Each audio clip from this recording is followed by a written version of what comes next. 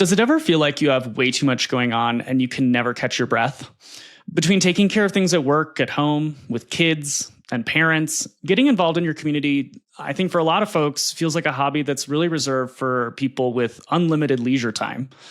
But honestly, when I think I'm burning the candle at both ends, I just think about our guest today, and I'm always inspired to stay in the fight. Welcome back to Participation Trophy, the do-gooder's guide to changing the world, a podcast where we are shattering the stereotype that millennials are lazy, entitled, and ruined by all of the participation trophies handed out to us as kids. I'm your host, Topher Williams. Our guest today is one of the hardest workers in Washington. She spent years working to address the opioid crisis, give more opportunities to working parents, and she's moved the needle on a lot of kitchen table issues that matter to people like me and probably to you too. She spent a decade serving in the Colorado State Legislature before being elected to Congress in 2022. Please give a warm Participation Trophy welcome to Congresswoman Brittany Pettersen. Welcome to the pod, Congresswoman. Thank you, Topher. I'm so excited to finally get to join you here. Me too, and I'm sure that all of our listeners are as well. I should give a bit of a disclaimer that you're not just any old Congresswoman, you're in fact my representative in Congress. And I have to say, I'm really proud to have a fellow millennial representing me. What's it like being a millennial woman serving in Congress today? Well, I'm the first year of millennials, so I'm the oldest of the millennials. And my joke is that when you're in your early 40s and you go to Congress, you're young again. So definitely big differences in representation, being a younger woman, but also especially having a baby, a 6-month-old and a 5-year-old. I'm one of 13 voting members who have ever given birth while serving, and the barriers couldn't be greater for just being a regular person and this age group and trying to start a family and trying to serve in Congress. So it's been quite a wild ride. This is my 3rd year in. Yeah, I can imagine that your youngest, Sam, probably already has more air miles than most folks do. Well, they don't let you log the miles, but until you're paying for him, because he just sits on my lap. But right. He just finished his 24th flight before he was 6 months old. So, oh my gosh, that has to be a record. Yeah, and we've been on a childcare waitlist since I found out I was pregnant over a year ago, and his spot finally opened up. So he went on 24 flights with me, starting when he was 4 weeks old. He was on the House floor all the time, being passed around. Even a couple members put their fingers in his mouth to chew on him, which I was totally stunned by. But all of this exposure to germs, and he's never been sick until his first 2 days of daycare, 101-degree fever. So apparently daycare is still a lot more germy than the House of Representatives. I mean, I guess in terms of germs that will give you a cold or flu, I suppose that's absolutely true. You went viral for this, though. I mean, you and Sam went viral after you've been flying back and forth, and you've been fighting to allow new parents like yourself to vote remotely after having a child. And House Speaker Mike Johnson refused, which is why you went viral, right? I'm going to start this over again, Brittany. And for the editors, we're starting this question over again. Well, you went viral for this. I mean, when Speaker of the House, Mike Johnson, refused to let you vote remotely, you flew with your newborn Sam to D.C. to vote against President Trump's budget bill. So what can you tell us about what we should be doing to modernize Congress so that it works better for all Americans, not just people who serve in it? Yeah, it is. They still do things the way that they've done them for almost 250 years. And as you know, women weren't even allowed to vote, let alone serve in Congress at that time. And so these places were never made for us. They were never made for women, for people of color. The barriers to get there to begin with are significant. And if you do actually overcome those barriers and you're able to serve, continuing to serve creates its own challenges because it was created for older, retired, wealthy individuals. And, we struggle with how to make it work all the time with navigating living in two places, having two kids. Grateful to have a loving and supportive spouse that, we really try to support each other, taking on kid duty depending on if I'm in town or what's happening. But it's quite challenging. And there are just things that we can modernize. Like, I think Americans were shocked to learn that there were no accommodations for somebody who had just given birth. And, I wasn't even able to fly to Washington, D.C. when I was close to my due date because it's too dangerous. They won't even let you board a plane. So I was restricted from doing my job and representing my constituents because I couldn't physically be there. And then, Speaker Johnson wouldn't pass our bipartisan resolution. We actually got a discharge petition to force a vote, go around the speaker. It was the fifth in 25 years to have that happen. Wow. And in order to avoid that timeline where he would be forced to take up this vote, he adjourned the House and completely, stopped the work of the House to avoid that vote. And now we see that happening with the Epstein files. We were all sent home early from Washington, D.C. because they were avoiding that vote. Well, I guess that's one way to get what you want, but probably not the one that is best in service of Americans. Are there other things, though? I mean, let's think about this. If Congress is really operating the same way that it has over the last 200 years, and we've talked about this on this podcast about elections, right? I mean, voting on an innocuous Tuesday in November is not necessarily something that works for everybody in a way that it did 200 years ago.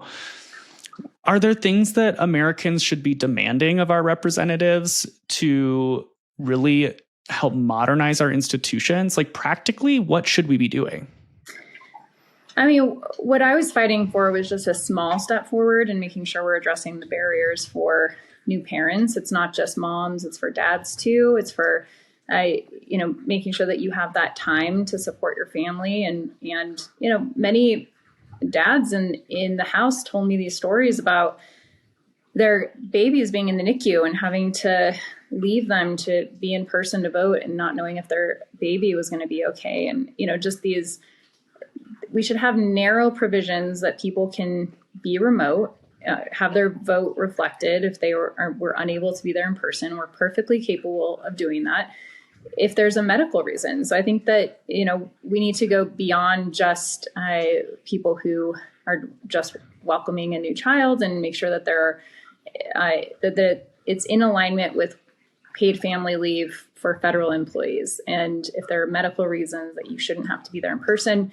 But there are so many more barriers beyond that. I mean, the schedule that they put out, these are the schedule, the fact that you're compensated for only the days that you're there, even though you have to rent an entire new place, just the costs. You don't realize getting into this, how expensive it is to do this job and try to have two homes. And, I have a little apartment and I was saying that my halls smell like an old casino. We went with the cheapest place possible. And even still, it is in a very expensive city. So just, if you don't want it to just be wealthy individuals, people who are so out of touch with the everyday experiences that most people are going through, you have to address some of these challenges because it's just untenable for a lot of people to actually stick with it, except for those who are wealthy, where it doesn't make, they can, they can have multiple houses. They can fly their family back and forth. They can, they can accommodate for all of the challenges that come their way. Yeah, that's such a good point. I mean, I've heard stories, like funny stories about members who are roommates and like fighting over like the laundry schedule and all of this, because I think a lot of people don't realize that like you have to maintain multiple residencies. There's a lot of logistics involved with being a member that simply just aren't provided to you. But before you were in Congress, you were a state legislator in Colorado, and you gained a lot of attention and a serious reputation for fighting the opioid epidemic. And you've spoken very publicly about how opioids have impacted your own family. Can you talk to us a bit about that? Yeah. So, I'm very unlikely to be a member of Congress, let alone, graduate. I was unlikely to graduate high school. I faced a lot of challenges at home. My mom, like so many people, was overprescribed opioids. It was in the early 80s where doctors were incentivized. They were paid more money if they overprescribed opioids. There was an entire system where they incentivized, overprescribing pain medication. And I shouldn't even call it pain medication. That's part of their branding. So my mom hurt her back, went to the doctor, went home with bottles and bottles of opioids.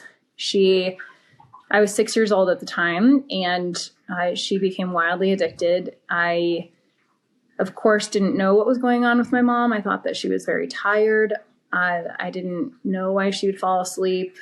I didn't know that my mom was high. I was so young that those challenges, that understanding came later. But after she was cut off of her prescription, like so many people, she was trying to avoid withdrawal. She went to medication-assisted treatment. I remember standing in lines before school in downtown Denver while she waited for her methadone, but that was too difficult to get. It was a huge challenge. My mom's story falls in line with all of the policy failures at the federal level every step of the way, from overprescribing, lack of access to medication-assisted treatment, lack of access to treatment in general. So my mom says that when you're struggling with addiction, that the thing that you fear the most is withdrawal, not death. And she started, when she was constantly, being cut off of her prescription without access to treatment, she started using heroin from a neighbor who said, "You'll never have to go through withdrawal again." And the fentanyl started coming into the supply chain. She started overdosing at a high rate. And that's where I really saw the failures in the system when my mom was begging for help with nowhere to go. So I realized then that that Medicaid didn't cover substance use disorder treatment. And when you think about that, this is a medical condition that should absolutely be covered by Medicaid. You have a disproportionate impact on people who struggle with a substance use disorder who qualify for Medicaid if you actually address those challenges there, because this disease is highly likely to impact your income. So we changed the system. I directed the state to apply for a waiver that drew down hundreds of millions of dollars. It changed the face of our behavioral health system in Colorado. The first year alone, 52,000 people were able to get treatment. And when I first started in my work, 1 out of 10 people who wanted treatment could get help. And now it's 8 out of 10, which when you think about how far we've come, we still have a very far way to go. But in Trump's budget bill, they actually took away that waiver option. And so all of the progress that we've made in Colorado to build capacity and help support people is about to go away in a year and a half. All of these things are happening after the midterm elections because they know how absolutely terrible it's going to be. So we don't have to get into the weeds on that, but I'll always, the story with my mom, just to make sure that people that are watching know, is that when I was able to advocate for her as a state representative, she finally got the help that she desperately needed. And after 30 years of struggling and, overdosing 20 times in 1 year, 3 times the last day she was in the hospital, finally got my mom the support that she needed. And she is about to celebrate 8 years in recovery. So she's an example of what's possible when we actually give people the care that they need. It's wild that it took 30 years. I think when you think about this, right, we know what helps people who are in active addiction, right? There are tools and resources available to us. This is a very solvable problem. And it almost just feels like we've chosen not to solve it as a society.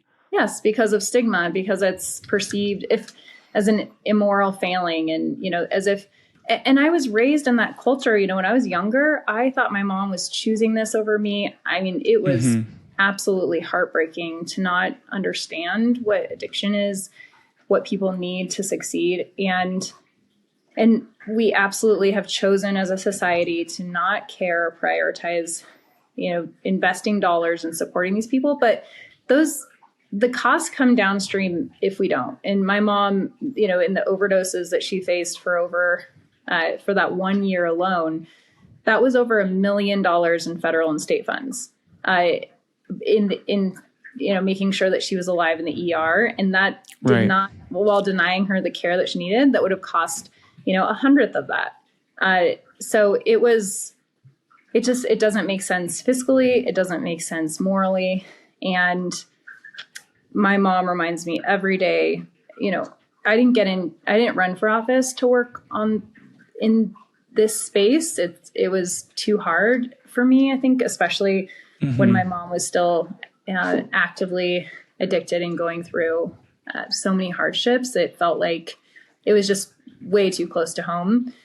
But in my fight to save my mom's life, my fight to change the system, I feel like I must be a voice for the people who were always left behind. And these are people who have a medical condition that are absolutely capable of rebuilding their lives if we just give them the chance. And so it is overwhelming. And especially right now, Trump is dismantling everything that we've made progress on and taking us back decades with the budget cuts that are coming our way. So I'm trying to build bipartisan coalitions to actually reverse some of these changes, but it's going to be a really difficult road ahead. Well, thank you for sharing that story. It's definitely, I think, important for folks to understand the personal impacts of these things. I think for many out there who haven't been in a family with somebody who is struggling with this disease, I think it can be really easy to think about it as something happening over there, or that's, or put your own stereotypes onto an issue like this. And I just really appreciate you sharing your story, and congrats to your mom on her road for recovery. I hope that we can continue to bring that to all Americans, because everyone really deserves to have access to treatment when they're sick, no matter what they're sick with. Yes. I am, though, interested. Oh, I'm sorry. Go ahead. Oh, I just said absolutely. I do want to talk about something else that you gained a reputation for when you were in the state legislature. You passed the nation's strongest Equal Pay for Equal Work Act and a wide range of other historic legislation that really goes a long way in protecting regular people. As a lawmaker, do you have a perspective on how regular folks can help advocate for good policy? I'm wondering, does calling or writing your state or federal representative still actually work? Well, I think the most powerful thing, the reason why democracies are so important is because, we're supposed to be representing you. And ultimately, democracies around the world generally treat people better because they're going to be up for re-election and they have to be held accountable. And so I think it does matter. It matters as individuals because you all stepping up, telling your story, reaching out can change hearts and minds. I'm still the people that have come to visit my office, the difficulties they faced in a system, things that we need to change that were unfair. We've been able to take those stories and change policies. And so I think that, yes, it does still matter. And right now it matters in numbers because when we speak out, for all of you who are watching the big ugly bill going through, and they were trying to force the sale of millions of acres of public lands, and it would have included Colorado. And people were outraged across the United States. And the people that were pushing that, they had so many angry people reaching out that they ultimately decided to pull it. Now, that is only one of the wins that I can point to and what we were able to do to fight back. And it's not enough. And it's, that bill is devastating. But it is an example that your voice matters and reaching out to the people who are making these decisions matter. And we need to mobilize, and we need to do that in numbers. Yeah, I appreciate that. I will say I've written in a couple of times to all of my representatives, which includes you. And I will just say for the record right now, your office is always the first one to get back to me. No shade to any of my other representatives. But something to keep in mind, if you also have Brittany Pettersen as your congresswoman, just know you'll be in good hands. Yeah, and that's what we want people to know in this time of uncertainty. We're here to support you, and that's wherever you live, you should reach out to your member of Congress, because there's a ton of changes that are happening right now at the federal level. And so we want to be there to support whoever we can to answer their questions and advocate for them. So if a regular person, a quote unquote regular person, is listening to this podcast and they're like, listen, Topher, Brittany, this is all great, but I'm not in Congress. I don't have any power. What should somebody like that do to get off the sidelines and start making a difference in their own community? Well, that's actually how I got involved in this process. I never thought I would run for office. This was never part of my goal. That always felt like that's what other people do who went to all the right schools, come from the right background, not people like me who, for example, had a mom that struggled with a heroin overdose. I was the first in my family to graduate, or a heroin addiction. I was the first in my family to graduate from high school and college. This was not a path that people like me go down, or not something that I thought I could ever do. And it was during college when it was my first year. I was 18 and I was an apathetic young person, like so many people. And it was the Gore v. Bush election. So now I'm really sounding like the older millennial that I am. And I remember sitting out that election thinking my vote didn't matter, and watching how close it was in Florida and how many people like me sat on the sidelines and gave up our power. And then the consequences, the war in Iraq, everything that happened. George Bush, I was so angry with him, his presidency, what he did. And now looking back, I had no idea how much worse it was going to get in the future. But so I started volunteering, and that's where my first job working on campaigns was as an organizer. And that's where I learned how to bring people together to affect change. And I'm an organizer at heart. So if there's an issue in your community, it's about identifying more people who have those similar issues, showing up to your council meetings, speaking out, bringing proposals. The people who are elected they're volunteers, generally speaking, and also doing other jobs. And so they're there to hear from community members and respond to needs. And there's always more power in numbers. So that's why I'm an organizer at heart. It's really about building those coalitions. And my husband, he always talked about getting involved in politics was when he advocated for city council to build a skate park in his community. And he was able to put together the plans, build support, and then they ultimately did it. And he saw hey, government can actually work for people. And that's what inspires me every day, because I'm a product of what it means to give somebody a chance like me that I had access to great schools. I only had the opportunities in my life because of the investments that we made together to level the playing field for regular people like me. And that's what inspires me every day, to make sure that others have that same chance and that we break down those barriers and that we actually make government work. I'd like to joke that this podcast is an unscientific process to find out if participation trophies drove a generation of greats, right? But one thing that has come up again and again and again in these conversations are the number of people who were frustrated about something and sort of volunteering around it, and then it really led them down this path to becoming a completely different person than they ever imagined that they could be. But really, the crux of it all, the thing that really moves people, is just taking the first step, because once you take the first step, you can take the second. So when you sit there and you're angry, or you're just reposting memes on your Instagram because you're upset about something, right? Which we're probably all guilty of. What I've been learning from this process and what I'm hearing from you is take that next step and actually start volunteering, get involved in pick an issue, pick a thing and get involved in it. And you never know where it might lead you. You might be a congresswoman one day. Who's to say? Yeah. It is quite a journey I've been on. But I couldn't agree with you more. It's in these tough times, especially being isolated and feeling fear and anxiety, it is really unhelpful when we're not actually connecting to people who you can find that common ground with, and you share those same fears or same passions. And I found such deep connections. Some of my closest friends still are all the people I've met on the campaign trail, people that I've worked with in this fight. So I think for me, it's brought so much deeper connection to everything that I do. And so I understand people feeling hopeless and helpless right now. And I definitely, that's where I started this journey when I was 18.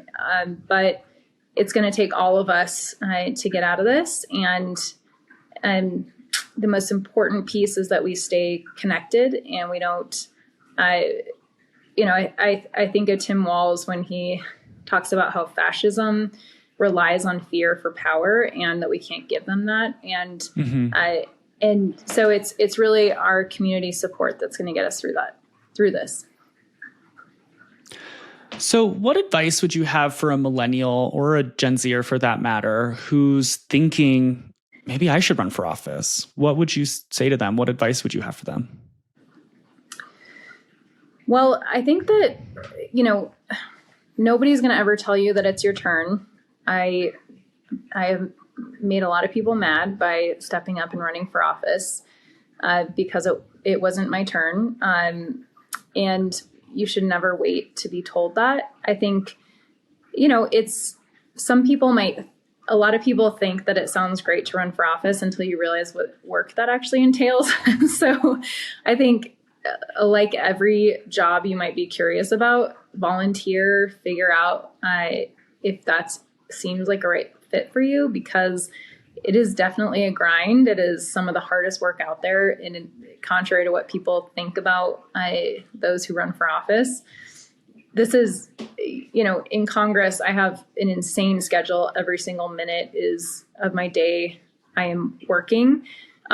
But even still, somehow I have nights here and there off, some weekend days where I'm with my family. I never had that before. And it is 24/7. You're working when you wake up and until you collapse when you go to bed at night, 7 days a week. So especially for targeted seats. So it can be very tough. Local races are not that intense. So I think it's kind of gauging your interest, what issues you want to work on, what level of government would address those, and then start volunteering, getting to know people.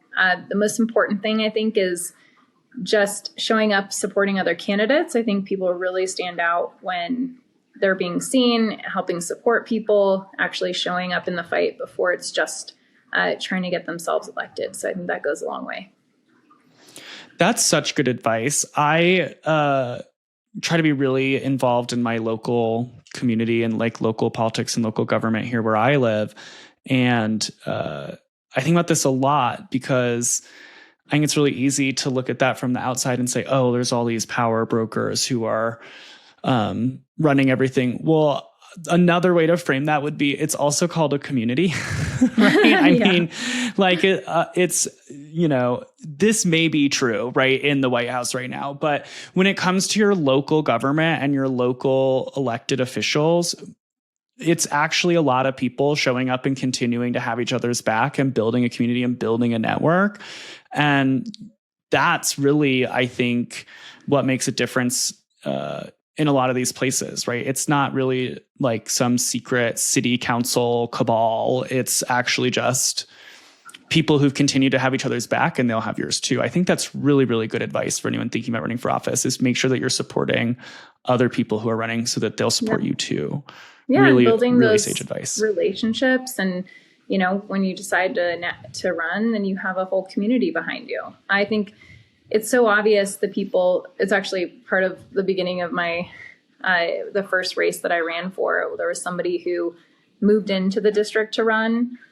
And, something that's always is like the thing that drives me the most crazy are the people who care more about who they want to be than what they want to do. Mm-hmm. And so it was, this was the place that I grew up and has given me every opportunity, and the place that I live. And I wanted us to be represented by somebody that cared about the people there, and we're going to actually fight for them. So I jumped into a very scary race, millions of dollars spent against me, and was pitched as a guaranteed loss as a young woman. And on election night, I won by almost 10 points. Wow. See? Can't stop them. I mean, that's why you have a really good walk-on song, right? What was it? You told me right before we just started recording this. So I play on the softball team. I had to take this season off because having Sam with me, there was no way I was making the 7:00 a.m. practices with my baby. But my walk-up song when I'm going to hit the ball it's Brittany, bitch. Give me more. I love that. So watch out if you try and run against Brittany. Okay, we're going to play my favorite game of the podcast now. We like to ask some rapid fire this or that questions about a topic that is relevant to the guest. But since you are the first member of Congress to be on our podcast, we're going to ask you some this or that questions about Congress. Are you ready? Okay. Yeah. All right. Committee hearing or floor debate? Committee hearing. Town hall or press conference? Town hall. Social media update or newspaper op-ed? Social media update. Baby carrier or briefcase? Oof. Baby carrier. Fair enough. In-district meeting or DC staff briefing? Oh my gosh, we have a dog for those who are watching. Ollie. Hi, Ollie. Oh, what a sweetie. He's like the kids. He knows when he's not supposed to do things like that, and then he does it. Okay, what was the last one? It was in-district meeting or DC staff briefing. Well, I love my team. I love our briefings, but nothing's better than being in the district and hearing from constituents. That's true. I mean, really, it's almost like a this or that, Colorado or DC, and I don't care where you live. Everyone's choosing Colorado. Yeah, exactly. Amazing. Okay, Brittany, it's officially time for the most important scientific question of this podcast. Did you receive a participation trophy as a kid, and what was it for? Oh, gosh. Well, I did. I was on the swim team, and I was on the monkey bars, and I fell and broke my collarbone, so I couldn't participate. And I was so sad. I remember going to our, the end of the season, and they still gave me a trophy, which made me feel a lot better. Yeah. So it was barely even a participation trophy. It was like a you didn't participate trophy. That's true. It was like even. That's awesome. You're the first guest that's had one of those. We did have one that had received their very first participation trophy from their staff like the day before, which I think is pretty hysterical also. Oh, it's so funny. Yeah. That's outstanding. Well, yes, that still messes me up. Hurt, breaking your collarbone. That's a big deal. Yeah, that's serious. That's serious. So I'm glad that you've mostly healed, although I guess it's never the same again. But were you able to do swim team the next year? Yes, I was. But, I really envy the people who live in places like Steamboat Springs and they get to swim in the hot springs and not in the freezing cold pools. I would be in those hot springs every day if I could. Yeah, no kidding. For real. Well, Brittany, thank you so much for coming on the podcast today. I really appreciate it. Before we let you go, can you just let everyone know where can they follow and connect with you to keep the conversation going? Yes, you can follow me on Instagram, on X, although, we're only there because we have to be, Blue Sky, and on Facebook. Outstanding. Well, Brittany, Congresswoman Pettersen, thank you for joining us. Thank you, Ollie the dog, for joining us as well. If you're tuning in on YouTube, he's such a cutie. Thanks for being on the pod. We really appreciate it. Yes, thanks for having me, Topher. So good to see you. Thank you so much for joining us for another episode of Participation Trophy. I'm your host, Topher Williams. Be sure to subscribe to our YouTube channel, Participation Trophy Podcast, and follow me on Instagram at @TophMcGof so you don't miss one single thing. Until next time, remember, it's up to us to make the world that we want to see. Bye.